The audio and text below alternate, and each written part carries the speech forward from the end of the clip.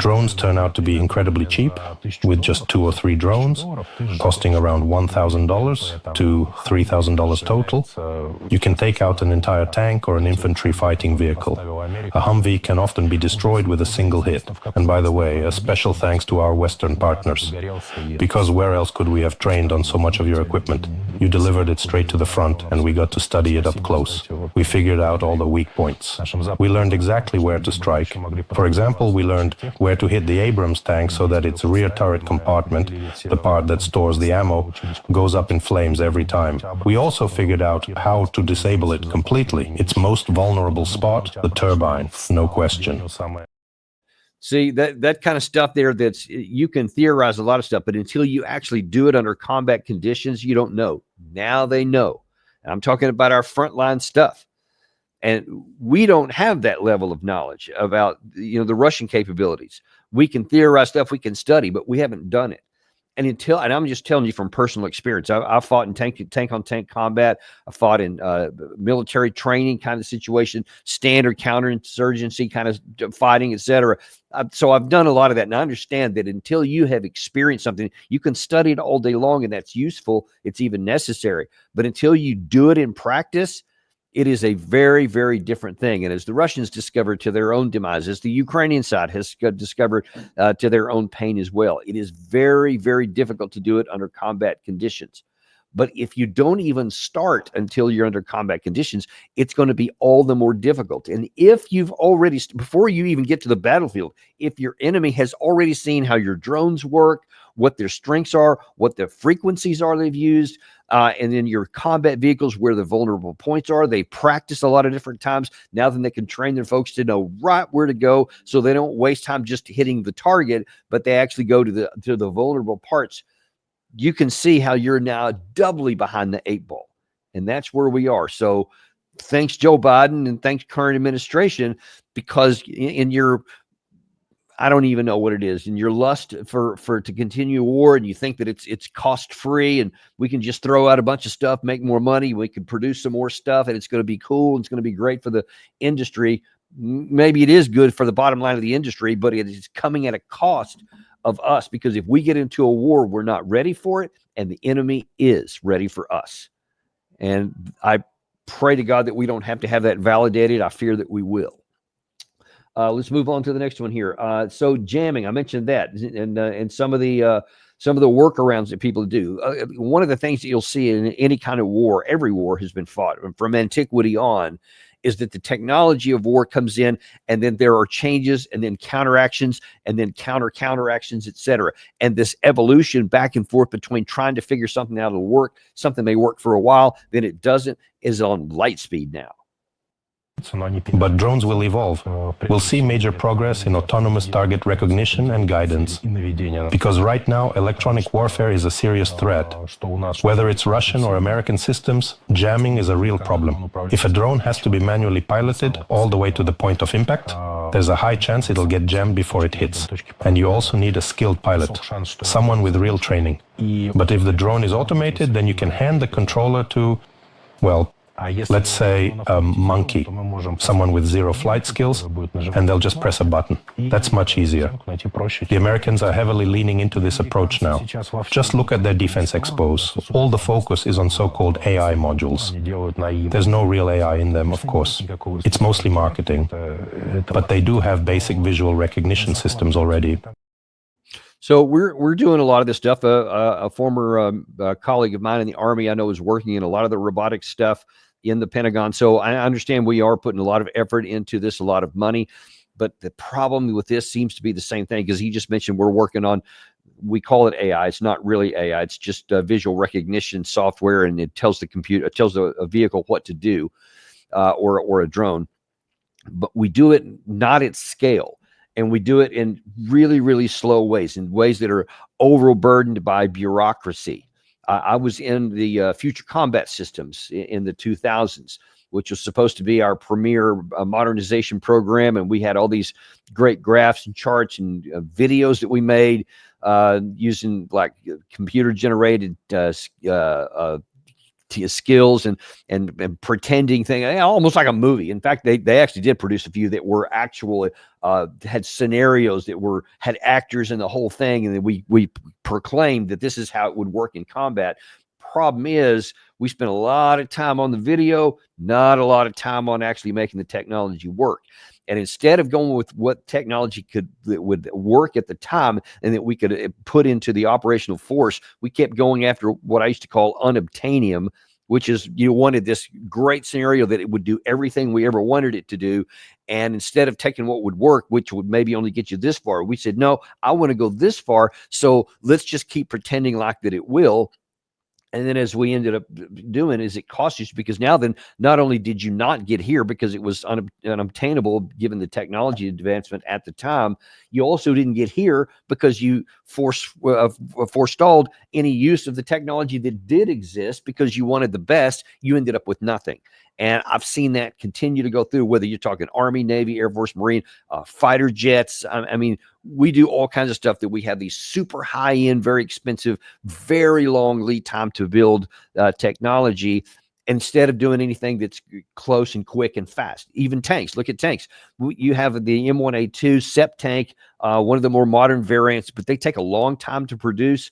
It takes a long time even to upgrade to one of those kind of things. It's a very complicated piece of machinery, very expensive to make. And then we often mock at the Russian T-72s or T-80s that are that a lot of them they pulled out of mothballs. But the Russians have figured out that we would rather have something that's effective, that we can get off the floor pretty quickly in a factory and get it back to the front line, or that it's kind of simple. And so when it gets hit and damaged in combat, that we can get it fixed pretty quick and get it back into the fight. Whereas our stuff is so technologically complicated, whether you're talking like the DDG 1000 destroyer or any number of other warships for that matter, some of our aerial platforms, helicopters, jets, and tanks, Bradley, some of these other things. We have such high-end stuff that it's really hard to fix, very expensive and very slow to produce. So if you start getting into an attritional war like the Russians and Ukrainians are in right now, if we get into one of those, we are going to be in a world of hurt, because once a platform gets hit and damaged, it may be off the table until that war is over. So that's just yet one of the other problems that we have here. Looking back to the drones, a lot of people have been talking about the fiber optic drone and how that has changed the dynamic. And as we see here from the practitioners, it is an improvement. It is not a game changer. The second issue is payload. The drone has to carry the spool of fiber, and if you're using a 10-kilometer reel, that's a lot of weight. After all that, you've only got maybe 500 grams left for explosives. That's not much, so no. Fiber optic drones aren't some kind of wonder weapon, but in certain conditions they're incredibly useful, especially in areas where the enemy's jamming systems are strong. Take the Ukrainian push into the Kursk region, for example. You know how they gained the upper hand? They moved in with a massive amount of electronic warfare gear, jamming everything across the spectrum. There's a lot of video showing how Russian fiber optic drones would first take out the escort vehicle, usually a pickup carrying a jamming system. So first, the fiber drone hits that truck, knocks out their jamming capability, and then the regular FPV drones move in and finish off the rest of the column. Russian operators adapted to this tactic really fast. Like I said before, the innovation cycle on the battlefield is insanely short right now. We're talking 2 months, sometimes less. Whatever breakthrough you come up with today might only work once. So I'll say it again. Fiber optic drones are not some wonder weapon. But they are a very effective weapon, and it shows the evolutionary speed of the cycle of things that change in warfare. And the side that is more nimble on that is going to stay ahead of time. There was some of these other ones. In fact, actually, no, let me just run to that one. Talking about this evolution, because these things go directly together. Watch this next video. The Giran drones have come a long way. The original Iranian Shahed model didn't even have stealth coating, but Russian Jirans now do, and that's just one example of how far the platform has evolved. At this point, Giran has moved well beyond its Iranian origins, so when Ukrainians keep calling them Shaheds, they're wrong. These aren't Shaheds anymore. It's been a long time since that label made sense. And honestly, that's always been Russia's approach. We start with someone else's base model, but we improve it fast, and then keep developing it independently. For example, we now have a jet-powered version of the Jiran drone, though the drone seen in those videos probably isn't that one. There's also a Giran variant running on a Wankel engine. That's what creates that distinct high-frequency whine people have been hearing. But there's also a theory that what's being used is a new type of Giran, fitted with a built-in siren. Kind of like the old German Junkers planes that had sound devices specifically designed to intimidate. Like to mess with them psychologically. Yes, and honestly, that's the goal of any weapon, OC, to intimidate and overwhelm. And so you see there that the Russians have done something that warring nations throughout time have done, is that they innovate fast, and that they say, all right, we took this existing piece of technology, let's see if we can make it work better. And then let's get another one here. And then they do that. And then the other side may say, all right, we got some electronic warfare capacity. We figured out how to block its signal so it's not effective. So now then the Russian side has to go back, or the Ukrainian side, whichever the case may be, they say, all right, now how can we reprogram it again so that it now bypasses the electronic warfare signature that was being used against it. And it's just back and forth and back and forth. And what this also shows, all this together shows you that we're in an attritional war. And it's everything from production rates of armored vehicles, missiles, drones themselves, manpower, all of these things.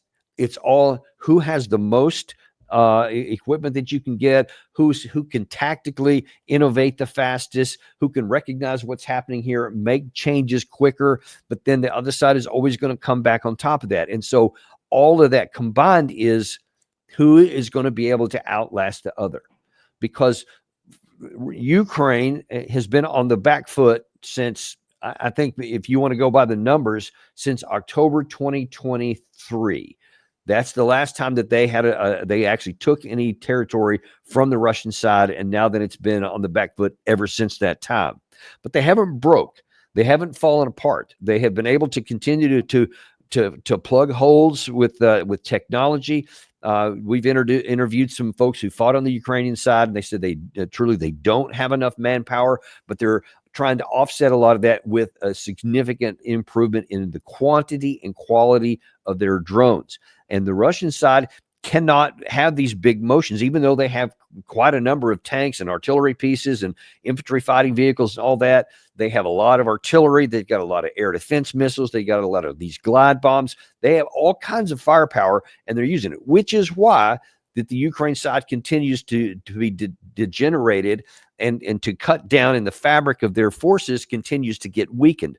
But it's mitigated by the fact that, at least in the drones, that the two sides have a virtual parity. So the Russians can't be too quick to move in there. They still can't move in large numbers, because if they do, the Ukraine side will hit them and they will kill them. That's one of the reasons. In that opening scene I showed you from Julian Rupka, he was kind of, minimizing the Russian capabilities, or mocking them to a certain extent, that, where's all the tanks? Where's all the armored personnel carriers? Everything is motorbikes, and it's, guys on foot, etc. And there's a reason for that, because in the modern warfare, that's the way you have to do. If you don't do that, you're going to fail. The Russians figured out how to do it on the defense and just obliterated the Ukraine side. They had not yet figured out the offensive part. The Russians now have, and the Ukraine side still doing good on defense, but the Russians have the personnel, they have the equipment, they have the ammunition, they have the production capacity, they have all the things they need to continue to incrementally go forward. But there's a reason they can only go forward incrementally, because of the drone capacity on the Ukraine side. That will extend if there's ever a direct conventional clash between Russia and NATO. And listen, I said that right now the nature of war is going to be slow, and we've seen it playing out, and I just explained to you why. As long as the defending side is aware of all these things and has the drone capacity and understands how the defensive positions need to be fought, and understands how to mitigate the drones on the other side. If you don't, and you try to defend like it's 1991, or 2003, and you're still on that kind of mentality, and the Russians kind of come in conventionally, and again, we're talking theoretical at the moment, the Russians could make a big motion, a big offensive movement right now. If there was war between Russia and NATO, and NATO is defending as it is right now, which is not fixed fortifications. They don't have trench lines dug all along the border, which they should. If you're actually worried about an invasion from the Russian side, that's exactly what you should be doing. You should be doing all kinds of trench lines and all kinds of fortifications, some of which you can execute on demand, et cetera, like the South Koreans have done for many years. They have a lot of fortifications that could be executed on demand for various ways over some fields, over bridges, all kinds of things that they can do. That's the same thing that NATO could do that would make it extremely difficult, if not impossible, for Russia to have any kind of big movements to move to the west. It can be done, but only if you have the personnel, you have the defensive fortifications, and you have the drones, and you have a system that, like the Russians in the Ukraine side does now, that is ready to innovate really, really fast, like this guy that's being interviewed here by Konstantin. You got to have a lot of those people on there, and you can't get those on the fly. So those are some of the things that NATO could be doing. Instead of talking about this, let's just spend $800 billion and get more tanks and planes and artillery pieces, et cetera. You should be putting that money on things that actually work in the modern warfare. And unfortunately, doesn't look like we're doing that. I want to show you two more quick things here before we wrap this up, because it has to do with the defensive issue against the drones. And one is a really unique situation that's developed only in the last few months, and that is interceptor drones. With the rise of interceptor drones on the Ukrainian side, their effectiveness has taken a bit of a hit. Not a huge drop, but it's noticeable. What exactly is a drone interceptor? An interceptor drone is exactly what it sounds like. A drone designed to take out other drones, usually ones flying at higher altitudes. Most of them are multi-rotor types, copter-based, but some are fixed-wing, built for high speed. The main idea is it has to be faster than the target it's chasing.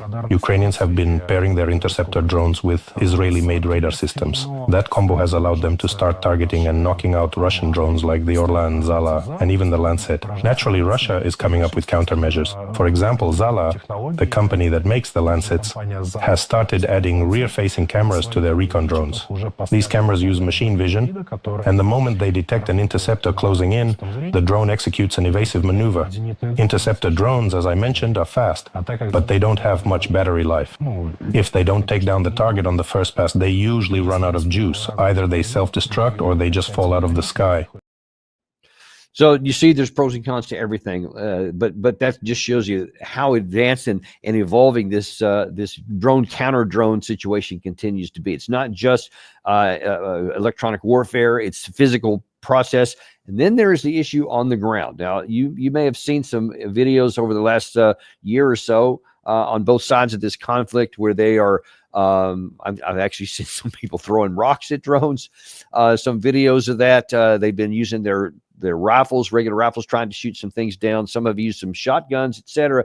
But there's a problem with that. But in terms of the electronic warfare, there was, for a while, there was some, you may have seen like this backpack with a bunch of antennas on that would try to block the signals that would try to keep the guy safe on the ground. But as it turns out, probably the best thing you can ever do if you're around a drone is just run.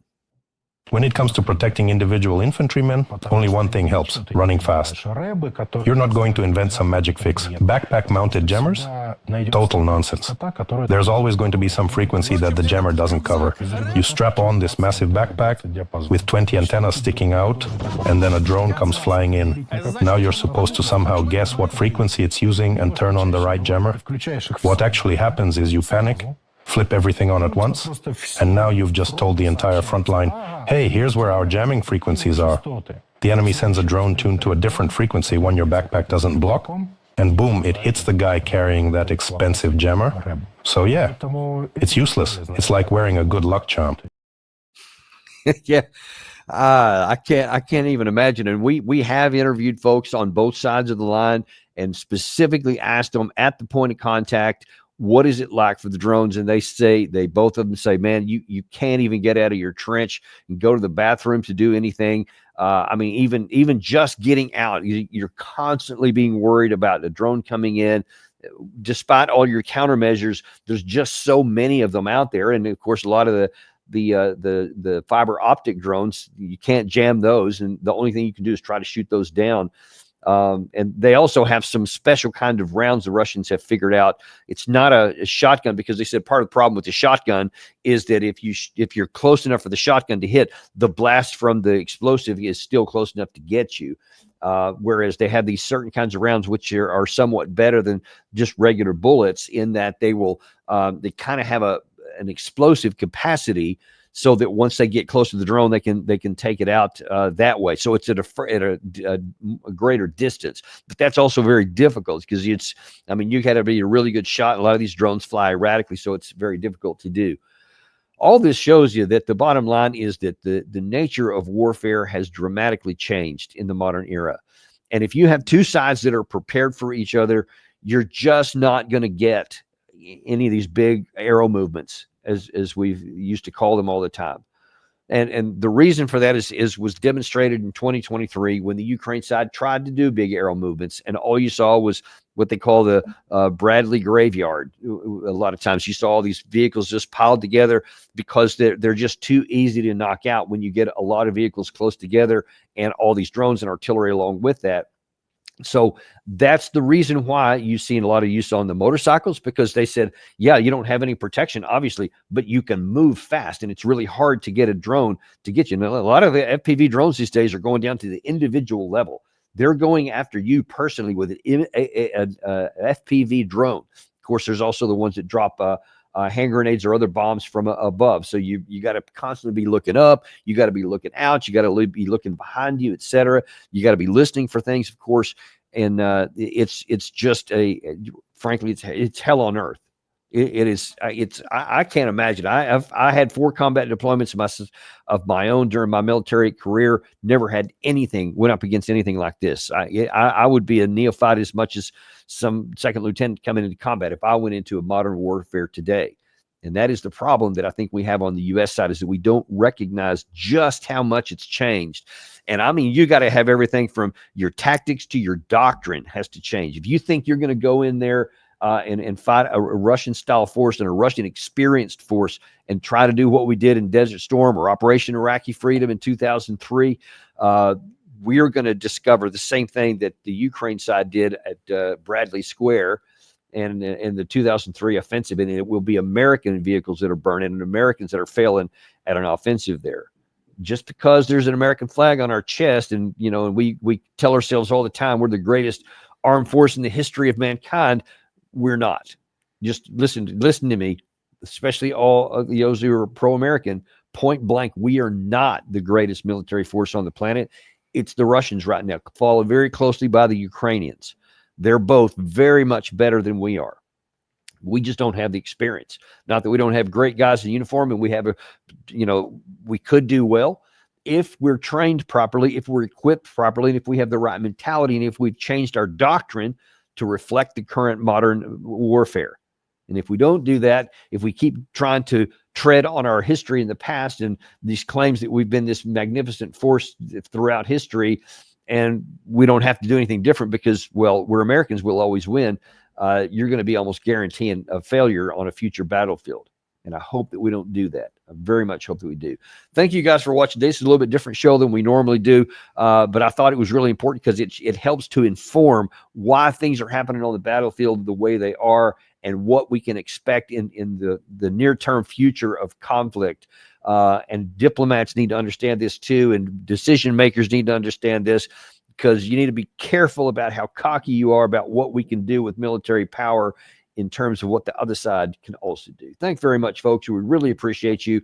Be sure and like and subscribe if you haven't, and we will see you on the next episode of Daniel Davis Deep Dive.